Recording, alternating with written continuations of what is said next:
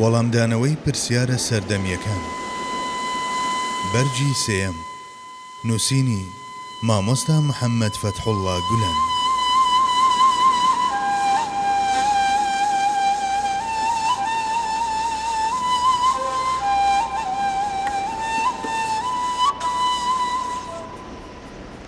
دەتوانیت لوتف بفەرموویت باسی هەوڵ و تێکۆشانی پێغەمبەر و مسڵمانە یەکەمینەکانمان بۆ بکەیت لە بابەتی ڕزگارکردنی ئیمانی کەسانی تردا؟ ئەمە یەکێکە لەو بابەتانەی کە پێویستە بە شێوەیەکی سربەخۆ باز بکرێت. لە ڕاستیدا لە ڕابردوودا و لە شێوەی زنجیرەیەکدا هەوڵماندا بە تایبەتی ئەم لایەنەی هاوڵە بەڕێزەکان نیشان بدەم. لە بنەڕەتدا یەکێکم لەوانەی کە هێنانەوەی دووسێ نمونەی ئەوان لە هەموو وتار و نووسرا و کۆڕێکدا بە ڕۆح و ژیانی ئەو بابەتە دادەنێم. سەبارەت بە من سەحابیەکان پێوەرن و هەموو بڕیارەکانیشم بە گوێرەی پلەی لەوان چوون دەردەکەم. بە درێژایی تەمەنم ئەوانم وەکو پۆلیسی ترافیک لەسەر ئەم ڕێگان نورانیە قبول کردووە. قەناعەتم وا بووە کە بەڕۆیشتن لەسەر ڕێگەی ئەوان مرۆڤ بە بەردەرگای ڕووناکترین مرۆڤ دەگات. چەند توانی بێتم ئەم بیرۆکەیەم کردووە بە ئامانجی ژیانم. ئەگەر پۆلێنکردنی ئیمانداران شتێکی گونجاو بێت، هەمیشە لای دۆست و هاوڕێ نزیکەکانم وتومە پێویستە لەم ڕووەوە دووریم نزیکی لە ئەوانەوە وەک پێودانگێک لە بەرچاو بگیرێت. ئەم بابەتەی کە چەندین جار باسمان کردووە، لەوانەیە خوێنەرانی ئەم چەندێڕەش لە ڕۆحیاندا چەندەها جار وەکو پەمووی بەردەستی هەلات شیان کردبێتەوە و گەیشتبن بە ئاسۆیەکی زۆر فراوان لە بابەتی تێگەیشتن لە ئەوان. بەڵام دیسانیش چونکە پرسیارەکە کراوە حەز دەکەین هەر بۆ پیرۆزیەکەی چەند ڕستەیەک بڵین. سەرەتا پێغەمبەری خوا و پاشان هاوڵەکانی لەو کاتەوەی کە بیری دینی لە ڕۆحیاندا هەوێنی گرت، ڕوونکردنەوەی بابەتە دینیەکان بە خەڵکی و کردنی دین بە ژیان و لەم ڕێگایەوە گەیاندنی مرۆڤەکان بە ڕزگاری ڕاستەقینەیان کرد بە تاکە ئامانج و مەبەستی ژیانیان. خۆی لە خۆیدا ئەگەر خزمەتکردنی دین نەبێت، مانەوە لە ژیاندا هیچ مانایەکی نییە. بە گوتەی قورئانی پیرۆز، ئێمەی ئیماندار کە جێنشینی خۆی گەورەین لەسەر زەوی، ناچارین هەموو ڕووداوەکان لە سۆنگەی بیر و هەستی ئاینیەوە هەڵبسەنجێنین. ئەگەر بۆ نمونە ئاوێک بەرەو خوارەوە بڕوات و دینەکەمان فەرمانی ئەوەی کردبێت کە دەبێت بەرەو سەرەوە بڕوات، ئەوە ئێمە بەرپرسیارین لە هەوڵ و تێکۆشان هەتا ئەو کاتەی ئەم ئامانجە بەدی دەهێنین. ئەگەر دەرک بەم بەرپرسیارێتێمان بکەین، حیکمەتێک لە بوون و مانایەک لە ژیانماندا دەبێت. ئەگەر بە پێچەوانەوە بێت، ژیانمان بێهودە و بوونیشمان ناپێویستە. ئەم بیر و شعورە لە پێغەمبەری خوادا لە لووتکەدا بوو. قورئانی پیرۆز لە چەند جێیەکدا هەم بۆ ئاگادارکردنەوەی ئەو و هەم بۆ نیشاندانی باڵای بەرزی ئەو لەم بوارەدا بە ئێمە چەندین ئاەتی هەن کە بە لەعەلەکە دەست پێ دەکەن، بە مانای خەریکە خۆت دەفەوتێنیت. بەیانیان کە هەڵدەستا سیمای بێباوەڕانی دەدیت، شەوانیش کە ڕادەکشا دیسان دەهاتنە خەیاڵی. لە بەرامبەر ئەم شتانەوە کە هەستی پێدەکردن، بە گوێرەی پەیوەندی بە کەسەکانەوە خەم و خەفەتی دەخوارد و دووچاری دڵە ڕاوچێ دەبوو. ژیانە بەرز و باڵاکەی خۆی لەبیر دەچووەوە و لە خەمی ئەوەی کە خەڵکی دڵ بە پەیامی خوا نادەن و لە هەرێمی ڕۆشنی ئەودا شکل و شێوە وەرناگرن، بەردەوام دەیناڵاند و وەکو مۆم دەتوایەوە.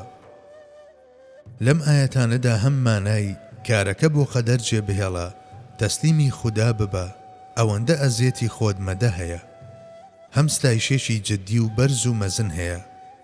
لێرەدا وەک بڵێیت دەوترێت ئەی پێغەمبەر، تۆ ڕۆحێکی مەزنت هەیە.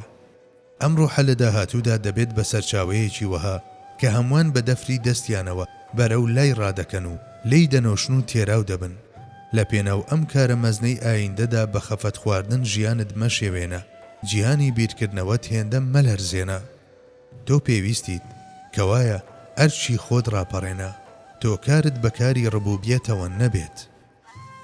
ئەم ئاەتانە مەگەر خوا بۆ خۆی بزانێت چەند مانای ستایژامێزی دیکەش لە خۆ دەگرن کە ئێمە ناتوانین هەستیان پێ بکەین و بەڵام خاوەنەکەی دەرچیان پێدەکات. لە ستایشی ناو ئەم ئاەتانەوە تێدەگەین کە گەورەترین خەم و پەژارەی پێغەمبەری خوا گەیاندنی حەقیقەتە مەزنەکان بۆ بە خەڵکی. مامەندی هەورێکی پڕ لە باران هەمیشە هەڵگری ئەم دەرد و خەمە بوو. سەبارەت بە پێغەمبەرێک کە بە تەجەلی خوایی مەست بووە ناتوانم وشەی سەرخۆش بەکار بهێنم، بەڵام ئەگەر باسی کەسێکی ترم بکردایە دەموت سەرخۆشی ئەم دەرد و خەمە جگە لەم دەعوا مەزنە هیچ بابەتێکی دیکە نەبوو کە بە میوانی ڕێی لە ئاسۆی بیرکردنەوەی ئەو هەڵکەوت بێت. لەبەر ئەم هۆیە بوو ئەو خراپە گەورانەی لە دڵ نەدەگرت کە بەرامبەری دەکران. تەنانەت زۆر جار نەشی دەبینین. زۆر جار لە دۆستە نزیکەکانی دەپرسی کە داخۆ چی ڕوویداوە و تەنها و تەنها لە دوای بیستنی هەنسک و گریانی ئەوان و لە پێناو دڵدانەوەیان بەلایەکی چاو لەو ئازار و ناڕەحەتیەی دەڕوانی کە بەسەریان هێناوە. ئەو ڕوخسارە موبارەکەی ئەو کە فریشتەکانیش دڵیان نەدەهات تەماشای بکەن شتی نابەجێی تێدەگیرە. سەری پیرۆزی کە لە ناو عەرشدا دەگەڕا سیخوڕی ئاژەڵی بەسەردا دەکرا.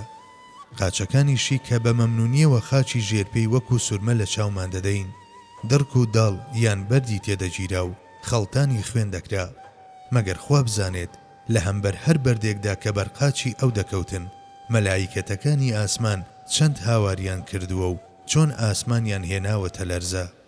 هەموو ئەمانە ڕوویان دەدا، بەڵام ئەو بە جۆرێک دەژیا وەک ئەوەی ئاگەی لە هیچ یەکێک لەمانە نەبێت. ئەمەش تەنها چەند نمونەیەک.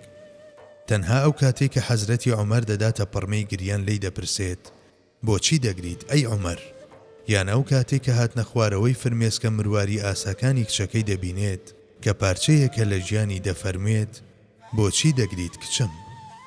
هەموو جارێکیش کە تێدەگەیشت لە بەرخاتری ئازار و ناڕەحەتێک کە بەسەر ئەم هاتوون دەگرین دڵی دەدانەوە و دەیفەرموو مەگرین، خوای گەورە ئەم دینە زایە ناکات، یان مەگری کچم، خوای گەورە باوکت زایە ناکات. بەڵێ، خوای گەورە ئەوی زایە نەکرد. ئەو لە دڵی هەموو ئیماندارێکدا چەشنی گوڵێک و باخچەیەکی بەهەشت هەتا ئەم ڕۆژیە و لەمە و دواش دەژی.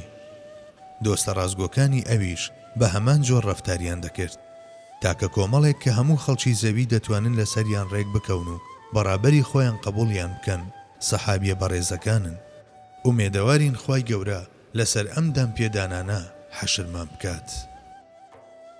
من خۆم بە گوناهبارترینی ناو ئیمانداران دادەنێم کەچی سەرەڕای ئەمە ئەگەر یەکێک لەوان تەنەزول بکات و لە جیهانی میسالەوە بەرەو ئاسۆی جیهانی من دابەزێت و لە خەوندا بیبینم ئەو ڕۆژە جێ بە خۆم ناگرم و لە خۆشیان دەفڕم.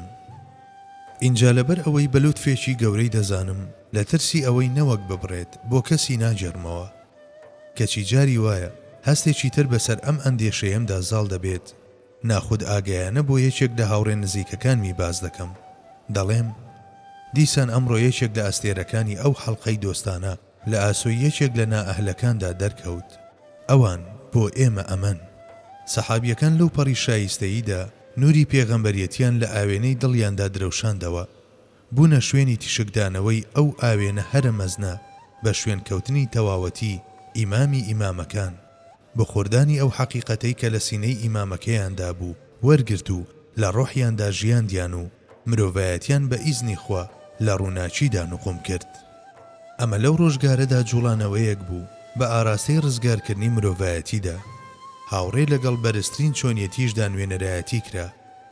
ئەو شتانەی کە لە ناوی دابینیومانن قەناعەتی ئەوەمان پێدەبەخشن کە دەکرێت ئەم ڕۆژ کۆمەڵێک فیداکاری وەها دەربکەون کە خۆیان بۆ ڕزگاری مرۆڤایەتی تەرخام بکەن، چونکە دەزانین مێژوو بریتیە لە دووبارەبوونەوەی ئەم پێکاتانە، هیچ هۆکارێکیش بۆ ڕوونەدانەوەی ئەو سەردەمە لە گۆڕێدانیە و پشت بەخوا دووبارە دەبێتەوە.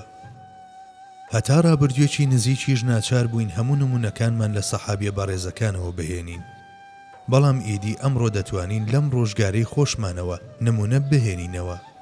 خۆی لەخۆیدا ئێمە چ زانی بێتمان و چ نەمانزانی بێت هەمومان چاوەڕوانی ئەم ڕۆژانە بووین. ئارەزووی هێنانەوەی نمونەیەک لە چەرخی بەختەوەری و هێنانەوەی نمونەیەکیش لەم ڕۆژگارە و بەستنەوەی ئەم دوو زنجیرەیەی کات بەیەکەوە ئیدی لەم ڕۆدا هاتووەتە دی.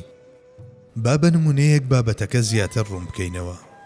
دەستەیەک گەنج کە لە ڕووی پێگەی کۆمەڵایەتیەوە خەڵکی بەخیلیان پێدەبەن لە کاتێکدا کە هێشتا لە سەرەتای لاوێتیدان و هەموو نیعمەتەکانی دنیا بەرەو ڕوویان دەچن.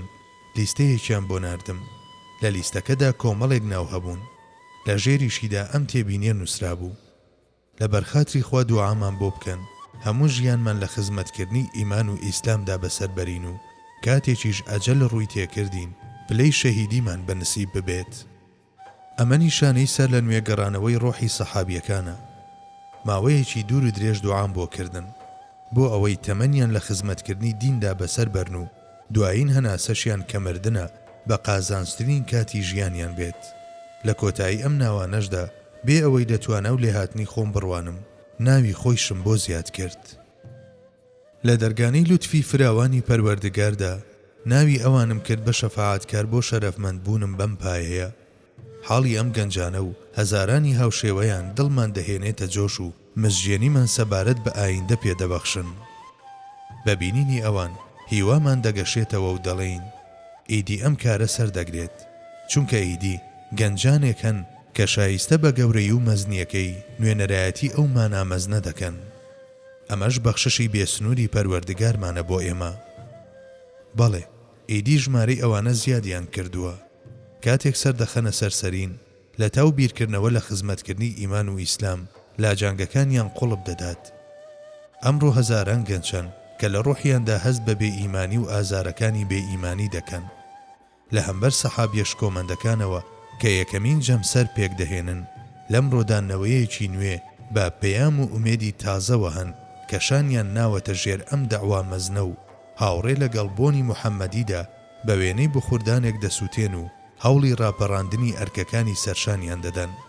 خوای گەورە بە تاوان و کەم و کورتیەکانی خۆمان لەگەڵ نەکات و تووشی شکستمان نەکات. ئامین. بە کورتی بە خەسڵەتە بەرز و مەزنەکانی وەک حەسبیەت و خەمخۆری و دڵسۆزی و خۆ لەبیرکردن و واسێنان لەسەر جەمچێژ و حەزە معنەویەکان لە پێناو وەزیفەدا بەرەو ئاسمانەکان سەرکەوتن. ئەگەر چاومان لە ئاسۆدا لەسەر هەمان شت بێت دەبێت هەڵگیری هەمان بیر و بۆچوون و حاڵەتی ڕۆحیش بین.